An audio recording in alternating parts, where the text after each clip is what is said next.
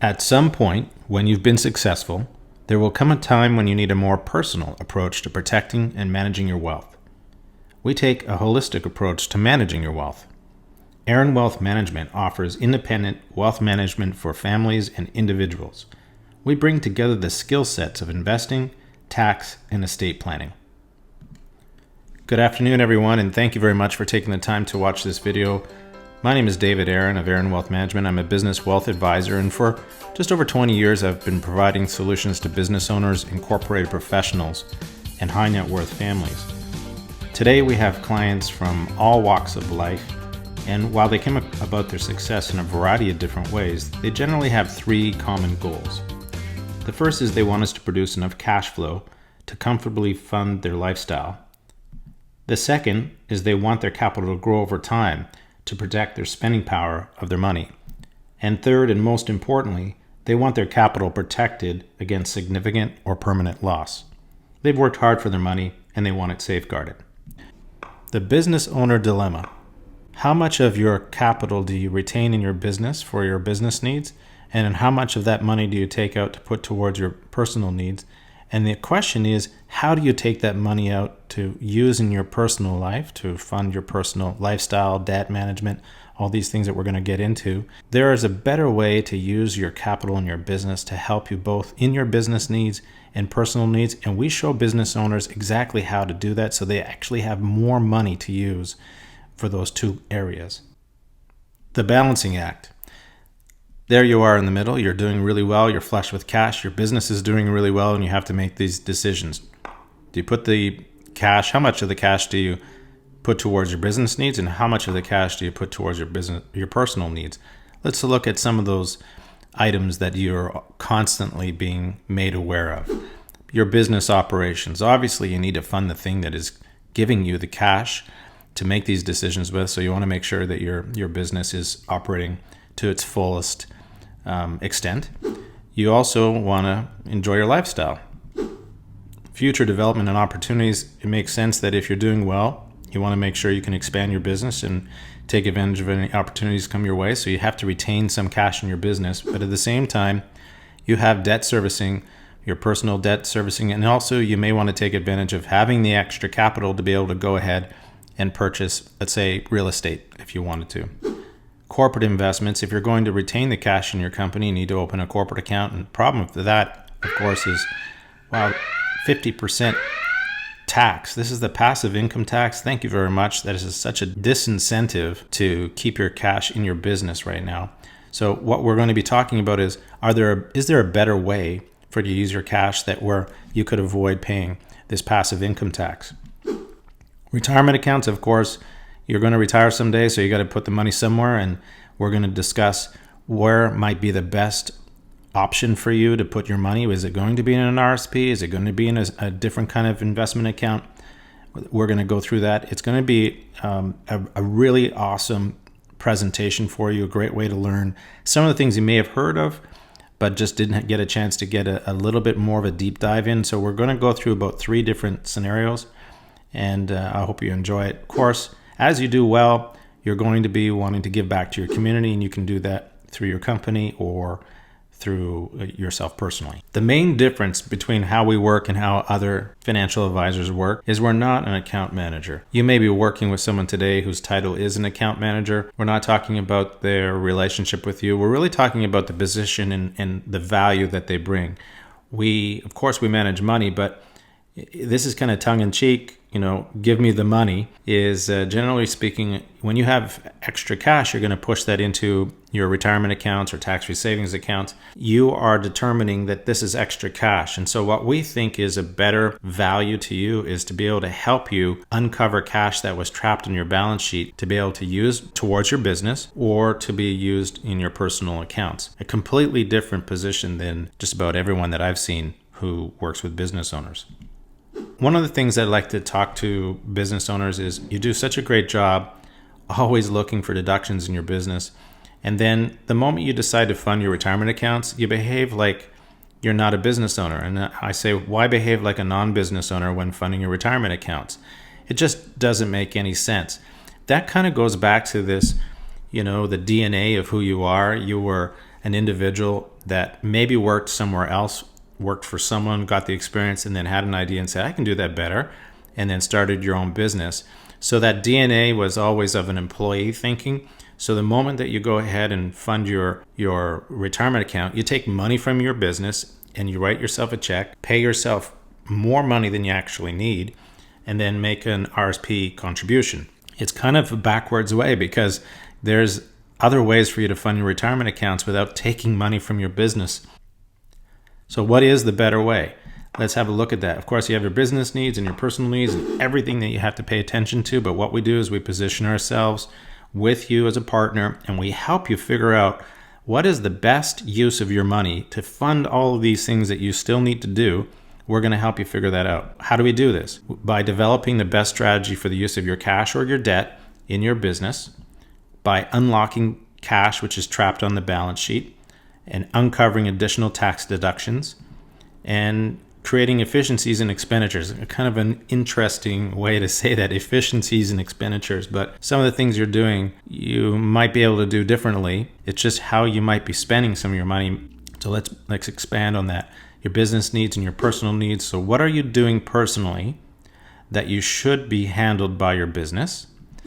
And what are you not doing with your business that could measurably make a significant financial difference? There are several items you could do right away today, which would free up cash to fund either your business or your personal needs. We go well beyond just managing the rate of return in your portfolio. Let's look at 4 questions I ask every business owner right off the top, because these are sort of there's a dozen, many questions, but these are the 4 questions that begin to shape the conversation, sort of a direction of where we're going and how we're going to get there. So that after I'm done this, please screenshot it so that you can think about, what these questions mean to you. The first one is, what are you doing personally that should be handled by your business? And what are you not doing within your business that could measurably make a significant financial difference? And there are several items that you could be doing today which would free up cash to fund either your personal or business needs. Really what we're saying is we go well beyond just managing the rate of return in your portfolio. So here are the questions. Does the business require additional tax deductions? Do you as a business owner in your personal needs require additional tax deductions? So your personal tax return. Are you planning on selling the business to a total stranger, or is there a succession plan? And what are your retirement income needs? These are the 4 things that we need to get straight right away before we begin anything, because the answers to those questions are going to be leading us in different directions. So what's the best use of your cash? What could you be doing inside of your business today? You could start an individual pension plan, which is called an IPP. I'm going to get into that briefly in the next few slides about what does that mean and how beneficial it might be to you. It's something that it's not available to every business owner. There are certain qualifications to be able to open an IPP because it's that beneficial. Tax-exempt life insurance. Corporate investments. Of course, if you're going to be keeping money in your business for those future developments, you need to have a corporate investment.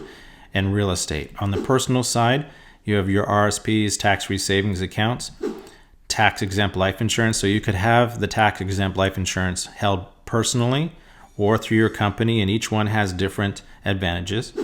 Non-registered accounts and real estate.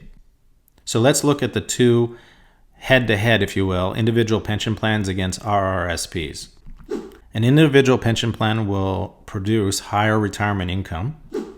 It has tax-deferred growth. It has tax deductions for the business. So I'm going to stop here for a moment to explain that. Whoever is paying for or making the contribution to your retirement account gets the tax deduction. So in this case, the business is depositing money to the business owner's pension plan, so the business gets the tax deduction. This is really important. It goes back to question number 1. Does the business require additional tax deductions? If that's true, then the individual pension plan is going to perform 2 things for us here. One, it's going to fund a retirement account, which is what your intention is.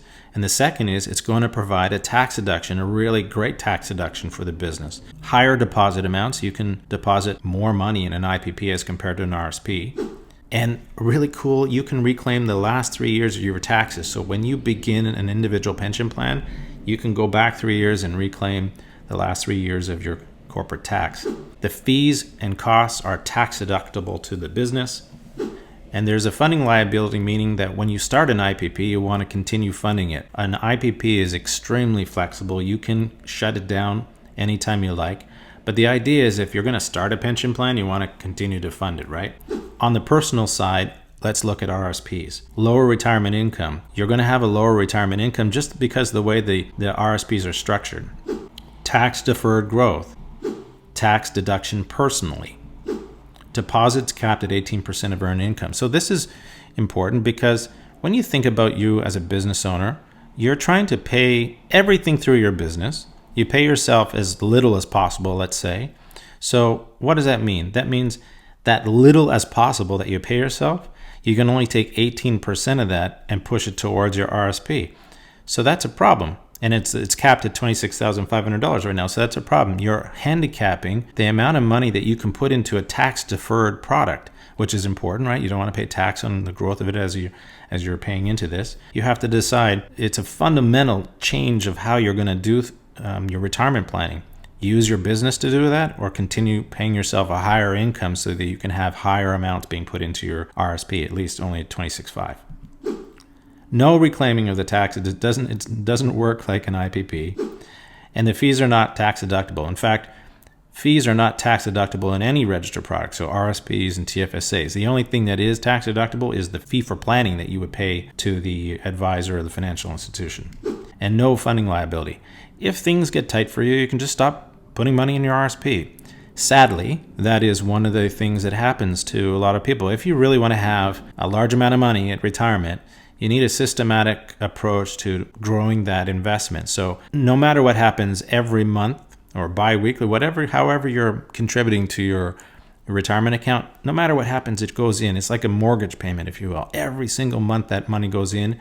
If you did that consistently, then you would have really no problem with having enough cash, as long as you're depositing enough money, that is. But when things get difficult, or when you're younger and you're moving through the years and you were starting a business and getting married and having children, growing a family, and all of the expenses, those are some of the most expensive years of your life. Your retirement is not even on the picture, isn't it? It's like the last thing on the list. There's so many other things that you have to pay.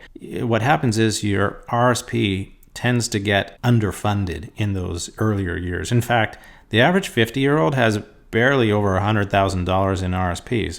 Let's have a look at IPP versus RSP. What we're going to do is we're going to just go across this using age 60 just to illustrate the differences. Really simple here. If you look at age 60, the amount of money this is based off of the individual earning $151,000 a year. So the business owner earning $151,000. The amount that the business owner can deposit is $41,629 per year, as compared to the RSP, which would be $26,500. So the difference of $15,129.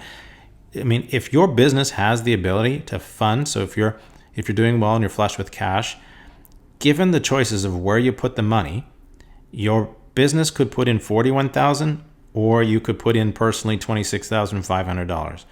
If you did that every year going forward, think about how much of a difference that would be.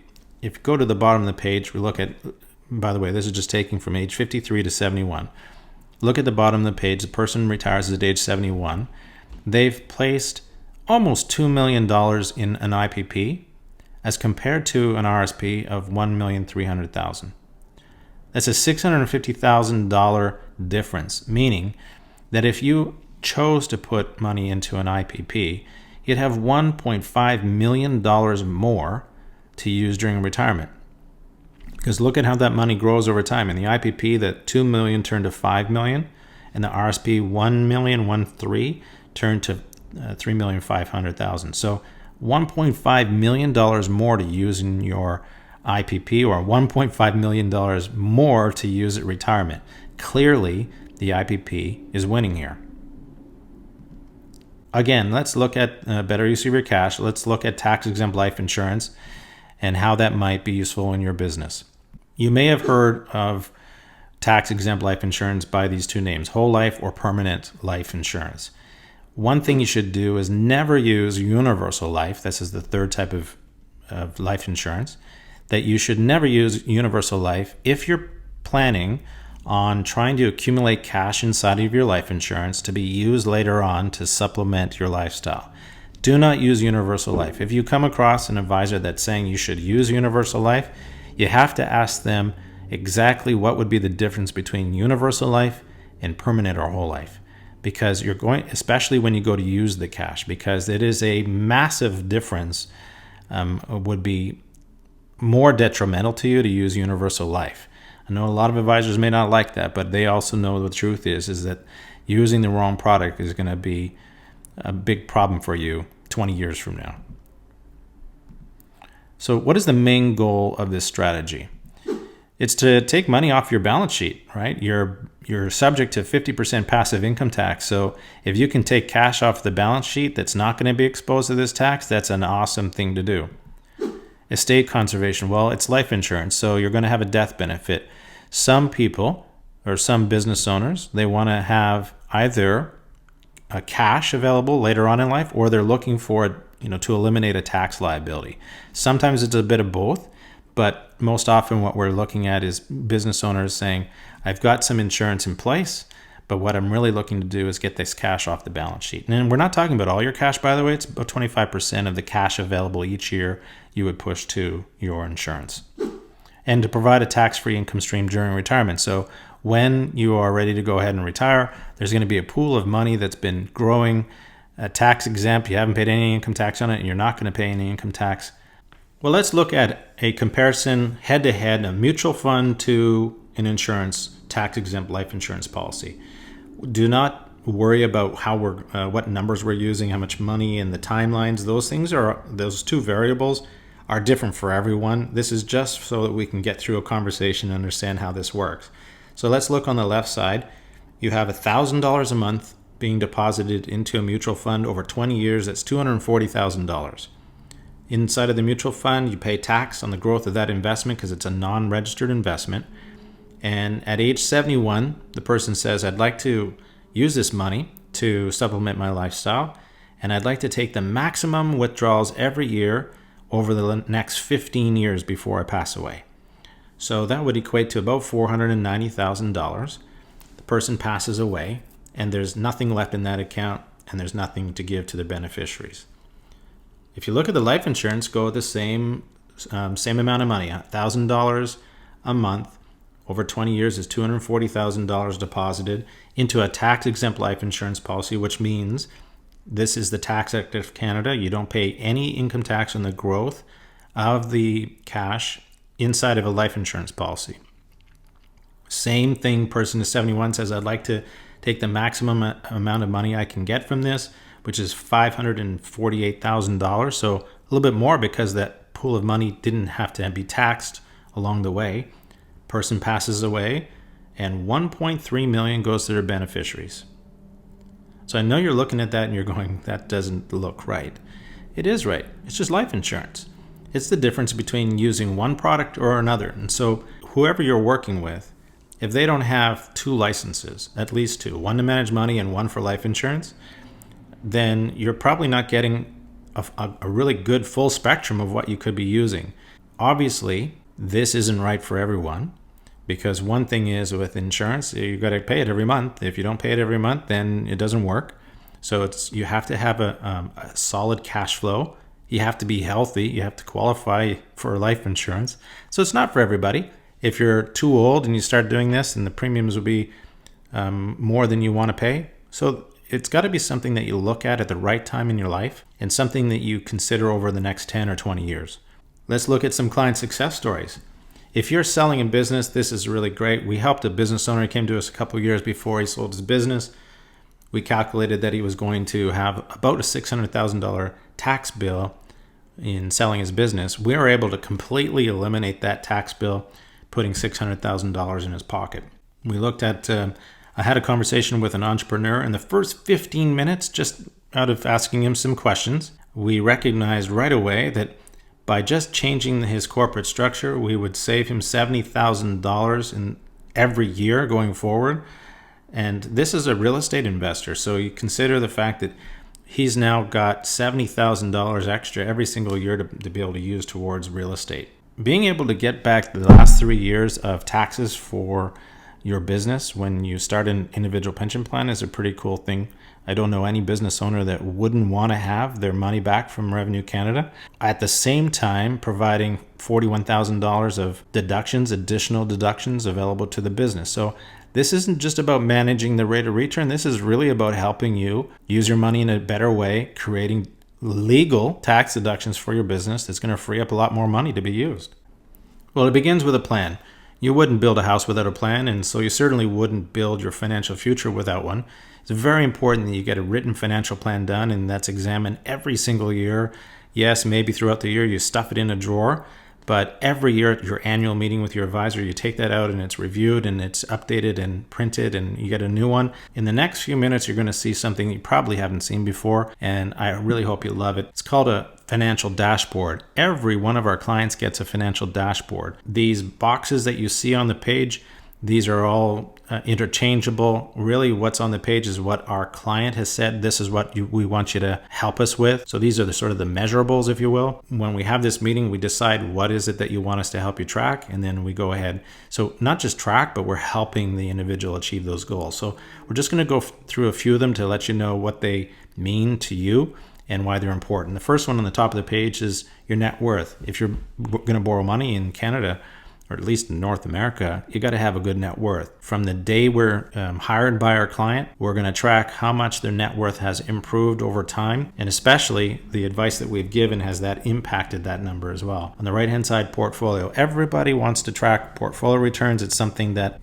I don't want to say that it's not important. It is. It's one of the pieces of the puzzle, if you will. You want to make sure you're getting a rate of return, but the question really is, what is the rate of return that you need to be getting? Not one that you need to brag about, but what's the rate of return that's going to help you achieve your goal? And so we track that, make sure that we're getting the number that we said that we're supposed to get. Then we translate that into what's portfolio gains. We want to actually put on a piece of paper, how much money have we actually made you over the time of working together with you.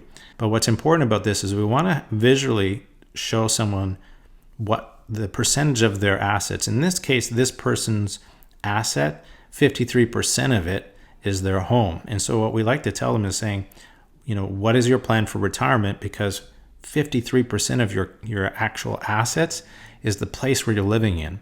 We have to grow those other accounts bigger so you don't have to sell your home at retirement. Debt. Some clients want us to help them just track their debt. They want to attack their debt.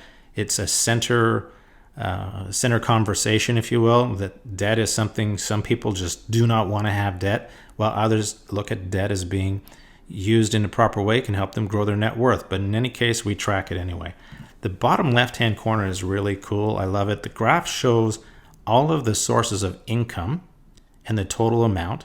So you provide us with your income. So whether that is CPP, old age security, private pension plan, group pension plan, could be rental income, your RSP, wherever those sources of income, we're going to tally them up, and then we're going to try to make sure that that thing improves over time, because there's an income need that you have, right? How much money you're going to need at retirement. We want to make sure that you're moving in the right direction, so you're going to have enough income. So we show you how much your income has, your projected income has improved over time. We also show you the amount of money that we believe you need to have. This is all in your financial plan, by the way, but in the financial plan is a dozen or more pages of data. The financial dashboard is just one page that kind of summarizes some of those key points.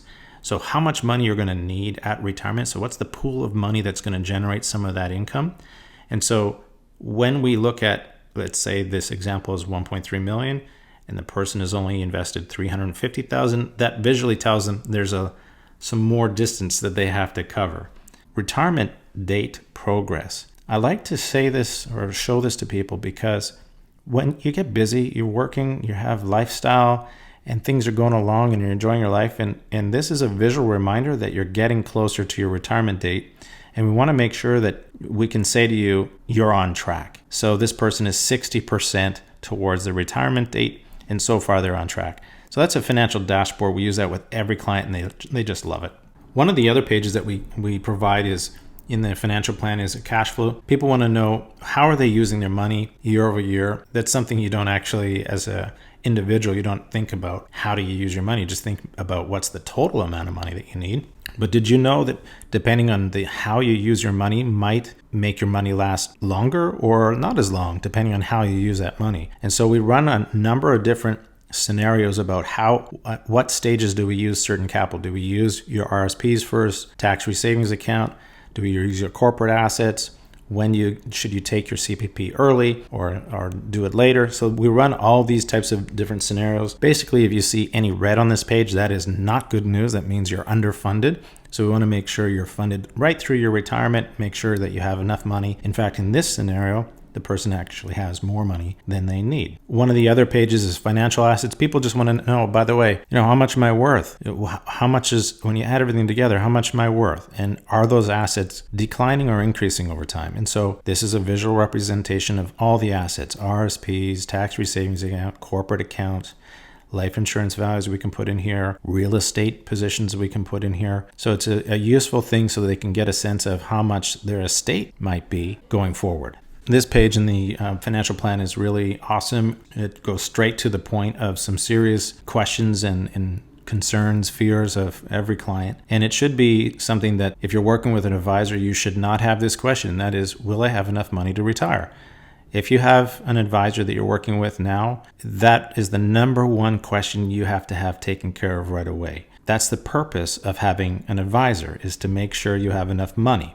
So if you're not getting that question answered right away, you are with the wrong advisor. Full stop. Let's look at this. There are 4 options here. The first one is your lifestyle. There is a question. I want to have so much money in retirement. In this case, it's $125,000 after tax income. We run these scenarios, do the financial plan, and say, actually, you can achieve that. Green on the page means there's extra money.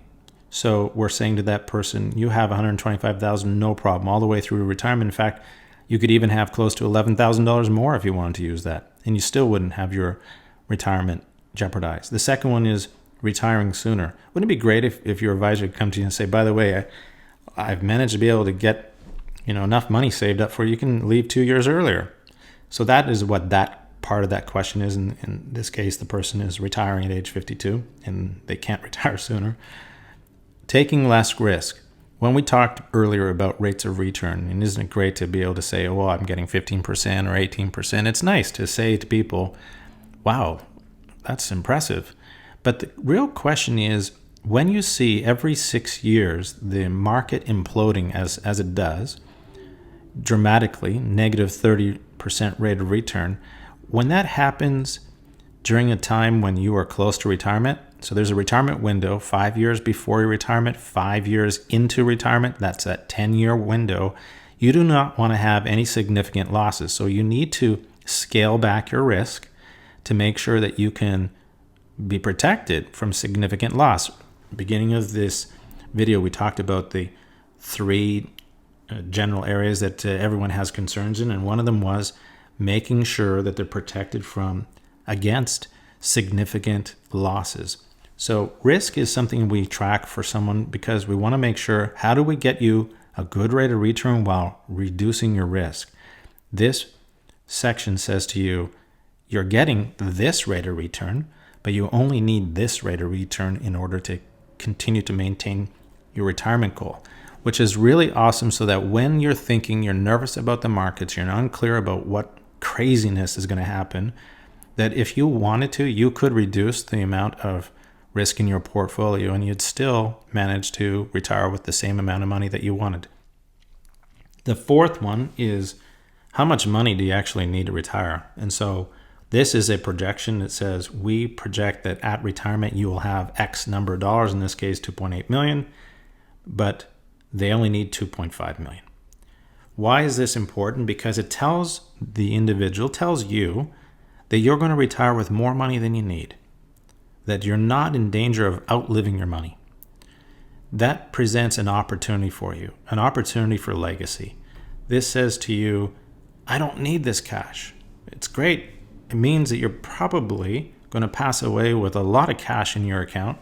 And wouldn't it be better if given the opportunity, and when I ask people, given the opportunity, if you could, without jeopardizing your own retirement, give back in terms of charity, giving back to your community, donating money to your favorite causes, would you do it? And almost always they say, yes, I would. This is a planning opportunity. I like to say a planning opportunity because it does say to that person, you can do it. There's no problem. You have extra cash, a lot more than you actually need. Well, the first step is a 15-minute phone call. All it takes is for you to pick up the phone and give us a call. I'm sure going through this, you've had some questions, you've thought about your own situation and thought, you know what, I wonder if that would make sense to us. It looks like it could be very beneficial, but honestly, you wouldn't know until you picked up the phone and we talked. You can send an email. All of our information is going to be prepared here in the back for you. But what we like to say is we take care of your wealth management so you can take care of what's most important to you. Please feel welcome to give us a call. Our number is there, email address, and our website address. I want to really thank you for taking the time to watch this video. Really hope that you got a lot out of it, and I'm looking forward to hearing from you. Thanks very much.